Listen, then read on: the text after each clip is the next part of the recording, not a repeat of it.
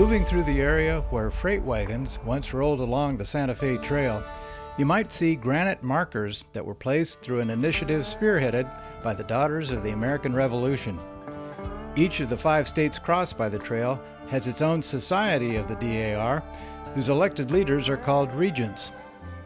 Pat Traffas of Overland Park, Kansas, has served as the state regent of Kansas and has also taken part in a comprehensive survey of the DAR markers along the trail.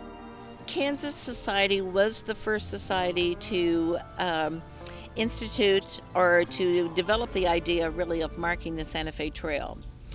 And it began with the dream of the state regent at the time. She started the project, but it did not come to fruition before she passed away. So the very first marker that the Kansas Daughters did place is in her memory, and that's the large marker at Burlingame. Fanny Geiger Thompson was among the DAR leaders from the Midwest who returned from a national convention inspired to launch a new historic preservation project marking the Santa Fe Trail.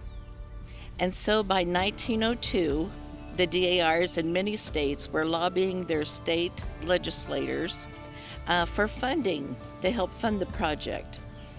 And another funding source is because one of the objects, too, was education. They wanted school children to know about the trail. And that's one of the reasons I'm so glad we're here today at Lanesfield School, because so many of the school children across the states did provide pennies that helped fund the marker purchases. So there are 96 in the state of Kansas, and I think it's interesting to know that the Daughters didn't just place the markers willy-nilly anywhere.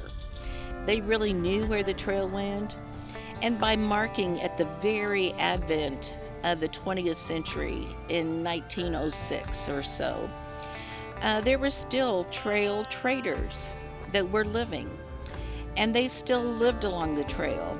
And so we had first-hand accounts. And those old settlers would meet those markers at the depot. They would load them off onto wagons. They were taken out along the trail and placed along the trail. You know, the Santa Fe Trail splits off into 2 trails in southwest Kansas. The trail is one and the same from its beginnings until it gets down just near Cimarron, Kansas.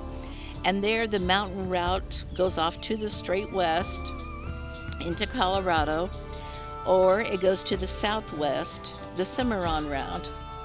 It wasn't a single route, as we know. There were different routes that would be taken for different reasons.